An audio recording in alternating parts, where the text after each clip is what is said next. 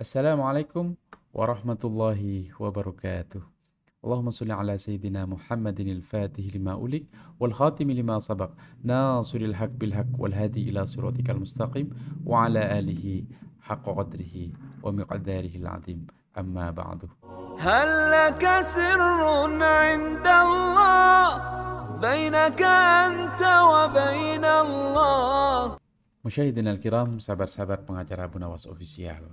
Beberapa waktu yang lalu dan hingga detik ini, sahabat-sahabat kalau membaca berita kan pasti tahu bagaimana ketegangan yang ada di konflik antara Ukraina dengan Rusia dan negara-negara lain, terutama Amerika, Korea Utara, China, dan juga ini, apa namanya, Arab Saudi bahkan baru-baru ini ya.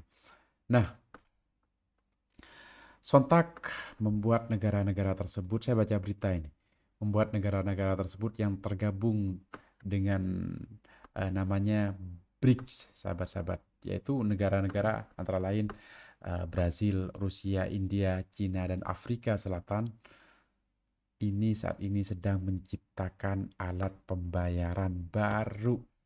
Artinya tidak tergantung dengan dolar Amerika Serikat. Yang selama ini kita tahu kan, jadi negara adidaya Amerika Serikat itu menguasai dengan dolarnya. Nah, negara-negara ini menciptakan dalam proses ya alat penukaran baru.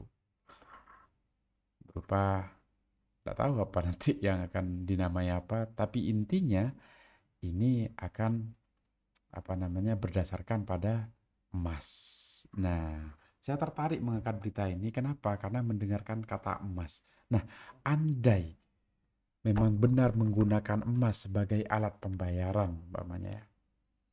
Hitunglah kalau dalam Islam ada dinar, ya kan? Atau menggunakan pembayaran-pembayaran menggunakan sistemnya Islam, ada dinar, ada dirham.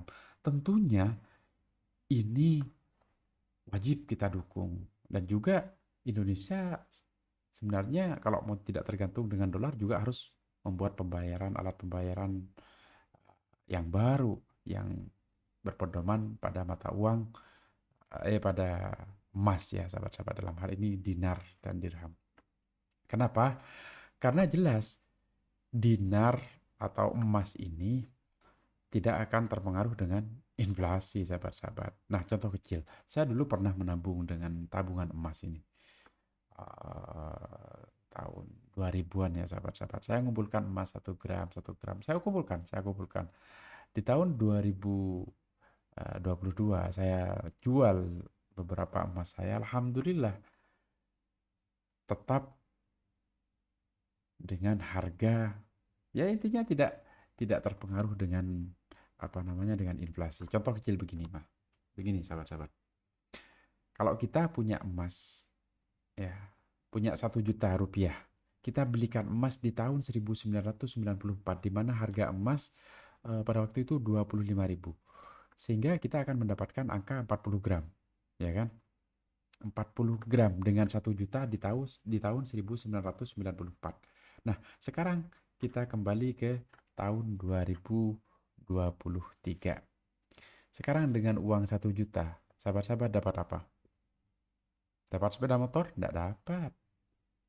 Dapat mobil? Apalagi, kan gitu kan.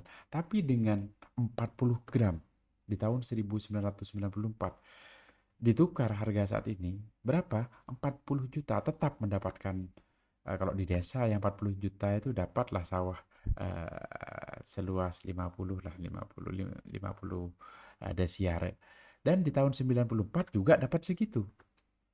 Jadi kalau di tahun 94 punya 1 juta dapat 40 gram, bisa mendapatkan sepeda motor yang bagus, ya tentunya saat ini dengan 40 gram akan mendapatkan sepeda motor yang bagus pula sahabat-sahabat. Artinya emas itu tidak terpengaruh dengan inflasi. Maka itu, wah ini angin yang segar sekali. Ya, saya mendukung sehingga kita tidak terpengaruh kepada Amerika Serikat. Selama ini kan ketika ukuran apa saja, baik elektronik, semuanya lah itu berpedoman pada harga dolar dan juga harga euro bahkan. Makanya kita tunggu bersama kira-kira mata uang apa yang akan dikeluarkan. Nah, untuk beritanya saya kebetulan baca di ini sahabat-sahabat di CNBC Indonesia. Ini saya tampilkan ya di CNBC Indonesia. Ini beritanya. Cina, Rusia hingga India bikin mata uang baru. Bye-bye dolar. Nah, ini saya baca. Mata uang dolar Amerika Serikat mulai ditinggalkan oleh beberapa negara. Termasuk ya ini negara-negara aliansi yang saya sebut BRICS tadi itu, yaitu Brasil, Rusia, India, China, dan Afrika Selatan yang sedang dalam proses menciptakan alat pembayaran baru. Dalam proses menciptakan alat pembayaran baru. Nah, dikutip dari ini sahabat-sahabat ya.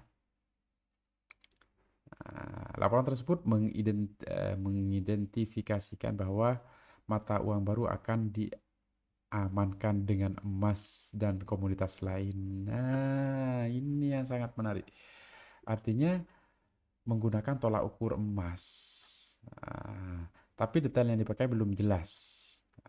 Babakov sendiri mengatakan bahwa ada pembahasan lagi di KTT BRICS Agustus 2023. Berarti sekarang April, Mei, Juni, Juli, Agustus. Tinggal beberapa bulan lagi. Coba kita lihat apakah mata uang yang akan diluncurkan ini bernama dinar kah atau bernama apa, saya tidak tahu ya kan. Nah, ini kita baca berita selanjutnya. Sebenarnya keinginan penggunaan mata uang lain di BRICS sudah tercetus sejak 2009.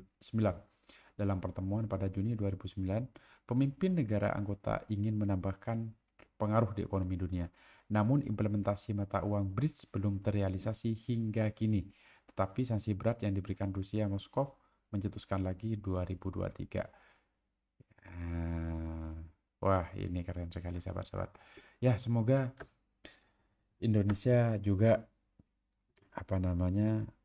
ini dijadikan angin segar ya, sehingga Indonesia juga bisa meniru ini menggunakan alat penukaran pembayaran baru yang tentunya bertolak ukur kepada emas yang nantinya insya Allah akan menekan bahkan tidak terpengaruh dengan inflasi, sahabat-sahabat.